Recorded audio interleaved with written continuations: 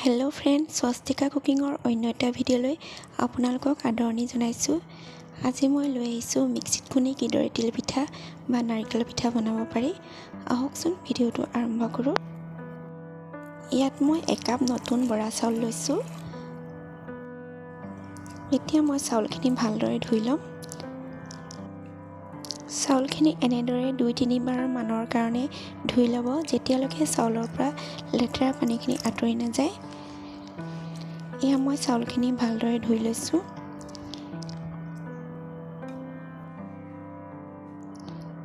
এতিয়া ইয়াত চাউলখিনি ডুব যোৱাকৈ পানী দি গোটেই ৰাতিটোৰ কাৰণে তিয়াই থ'ব।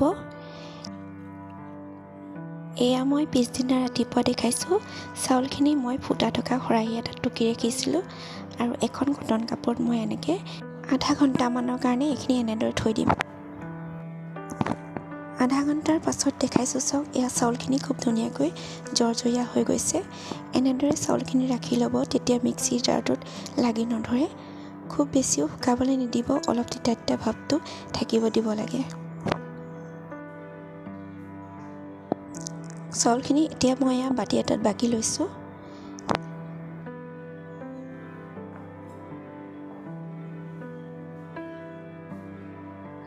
এতিয়া মই এইখিনি মিক্সিত পিচি ল'ম। এয়া মই মিক্সি জাৰ এটা লৈ লৈছোঁ। ইয়াত এতিয়া অলপমান চাউল দি ল'ব। খুব বেছি চাউল দি নল'ব, অলপ অলপকৈ দি পিচি ল'ব।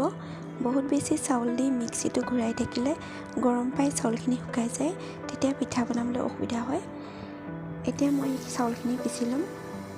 অলপ অলপ সময় ঘূৰাব, বহুত বেছি সময় ঘূৰাব নালাগে।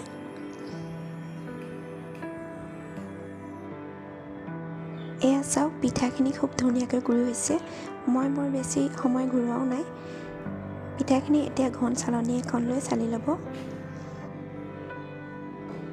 এতিয়া মই এইখিনি ঘন চালনী এখনে এয়া চালি লৈছোঁ। পিঠাগুড়িখিনি চালোঁতে হাতেৰে চালনীখনে মোহাৰি নিদিব, নহ'লে খৰচীখিনি পৰি গ'লে পিঠাটো ভাল নহ'ব।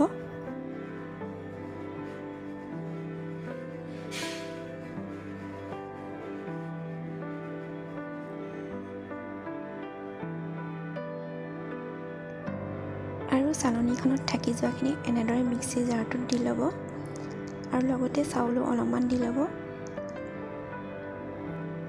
এয়া মই চালনীত থকা গোটেইখিনি এয়া দি লৈছোঁ। লগতে এয়া চাউলো অলপমান দি লৈছোঁ। আকৌ একেদৰে এইখিনি এতিয়া মিক্সিত দি পিচি ল'ম।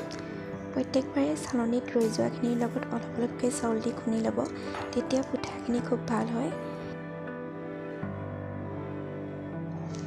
পিঠাগুড়িখিনি এটা পাত্ৰত এনেদৰে থৈ ঢাকি ৰাখিব, বতাহ লাগিব নিদিব।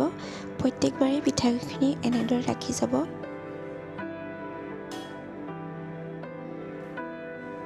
মই এয়া পিঠাগুড়িখিনি ঢাকি ৰাখিছোঁ। এইখিনি পিঠাও মই এয়া এনেদৰে পিচি লৈছোঁ।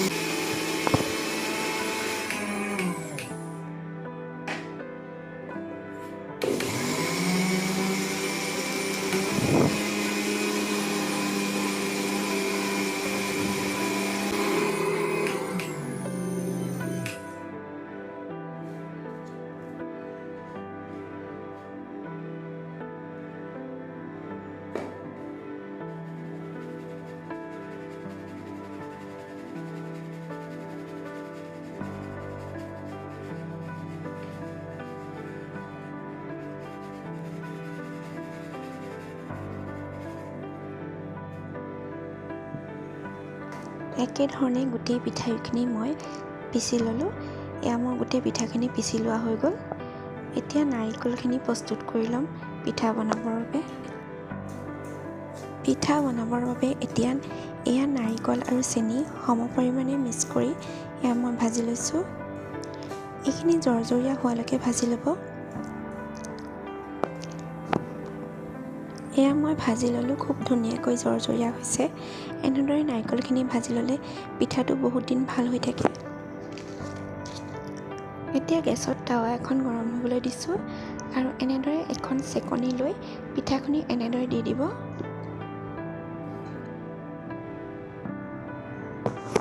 এতিয়া ইয়াত নাৰিকলৰ গুড়িখিনি দি ল'ব। এতিয়া দেখিছে কিনাৰটো উঠি আহিছে। চামুচ এখন লৈ এনেদৰে এটা ছাইডৰ পৰা ৰোল কৰি ল'ব। এইদৰে মই পিঠাটো ৰোল কৰি লৈছোঁ। এনেদৰে চেকনিৰে পিঠা বনালে পিঠাটো খুব ধুনীয়া মিহি হয়। এতিয়া পিঠাটো প্ৰায় 1 মিনিটমানৰ কাৰণে টেৱাখনতে ইলুটি খিলুটি কৰি থৈ ল'ব। পিঠাখিনি বনাওঁতে গেছৰ ফ্লেমটো ল'তে ৰাখিব আৰু প্ৰত্যেকবাৰে পিঠাটো বনাওঁতে এনেদৰে চাফা কাপোৰ এখনেৰে টেৱাখন চাফা কৰি ল'ব। এয়া মই আৰু দুটামান পিঠা বনাই দেখাই দিছোঁ চাওক। এইটো পদ্ধতিত পিঠাখিনি খুন্দি ল'লে পিঠা এটাও নাভাঙে আৰু পিঠাখিনি খুব ধুনীয়া হয়।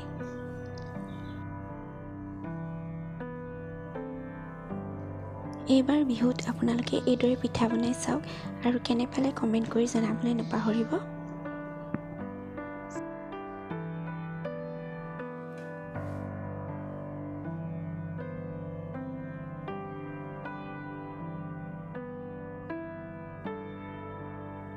প্ৰত্যেকবাৰ পিঠা বনাওঁতে এনেদৰে চাফা কাপোৰ এখনেৰে টেৱা এখন চাফা কৰি ল'ব। এই ধৰণে পিঠা বনাবলৈ খুব সহজ হয়। প্ৰথম পিঠাটো বনাওঁতে অকণমান দিগদাৰ হয়, কিন্তু পিছৰ পিঠাখিনি খুব ধুনীয়াকৈ বনাব পাৰি। একে পদ্ধতিৰে গোটেই পিঠাখিনি মই এতিয়া বনাই ল'ম। মোৰ এই পিঠাৰ ৰেচিপিটো চাই কেনে পালে প্লিজ কমেণ্ট কৰি জনাবলৈ নাপাহৰিব।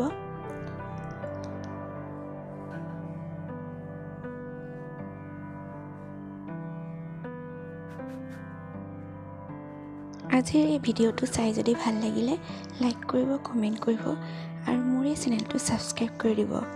আকৌ এটা নতুন ৰেচিপিৰ সৈতে পুনৰ লগ পাম। আজিলৈ আহোঁ, বাই বাই।